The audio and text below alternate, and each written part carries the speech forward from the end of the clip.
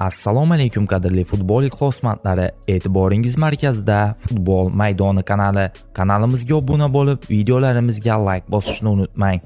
Demak, biz boshladik. City himoyasi Husanov zimmasiga o'tdi. Joriy mavsumda hech bo'lmaganda Yevropa Chempionlar Ligasi va Angliya Kubog'i bilan yakunlash uchun kurashayotgan Manchester City muhim pallada yana jiddiy muammolarga to'qnash keldi. Futbolni yoritib kelayotgan nufuzli manbalardan biri Van Futbol shaharliklarni qiynayotgan masalalar haqida tahliliy maqola chop etib, ular fonida Abduqodir Husanov jamoaning xaloskoriga aylanib borayotganini ta'kidladi. Kuni kecha Manchester Cityning yana bir markaziy himoyachisi Nathan Ake o'zining ijtimoiy tarmoqdagi rasmiy sahifasi orqali tovonidan operatsiya bo'lganini va oyoqqa turishi bir necha hafta vaqt olishini ma'lum qildi. Endi Niderlandiya terma jamoasi a'zosi jarohatini davolayotgan va jamoaga yordam bera olmayotgan boshqa markaziy himoyachilar Manuel Akanji va John Stones qatoriga qo'shildi. Bu Manchester Cityning himoya chizig'i zaxiralari yana bosim va muammolarga duchor bo'lishidan dalolat beradi. Bundan buyon mavsumning eng mas'uliyatli pallasida himoya markazini mustahkamlash, ushlash asosan Abduqodir Husanov zimmasiga yuklanadi.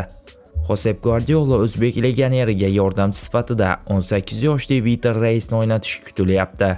Bu ikki futbolchi Manchesterga kelganidan buyon o'zlari ishtirok etgan o'yinlarda jamoaning har qanday og'irligini ko'tarishga tayyor ekanliklarini namoyish qilishdi.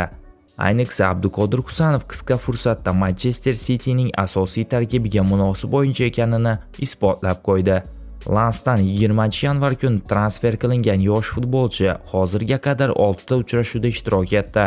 Chelsea qarshi debyut uchrashuvi xatolar bilan boshlanganiga qaramay, keyingi o'yinlarda bu himoyachi shaharliklar nega aynan uni katta summaga xarid qilganini hammaga ko'rsatib qo'ydi va yuqori salohiyatini namoyish qilib kelmoqda. Abduqodirning kuch-quvvati, tezkorligi, himoyachi sifatidagi mahorati Cityning himoya chizig'iga juda mos tushdi. Husanov darrov Manchester City uchun noyob va qadrli o'yinchiga aylanib qoldi. Endi unda mavsumning hal qiluvchi pallasida Manchester Cityning yetakchi himoyachisiga aylanish uchun yanada kengroq imkoniyat paydo bo'ldi. Bugungi dasturimiz shundan iborat edi. Video sizga ma'qul kelgan bo'lsa, bir dona like bosishingizni va o'z fikringizni kommentariyada yozib qoldirishingizni so'rab qolamiz. E'tiboringiz uchun katta rahmat.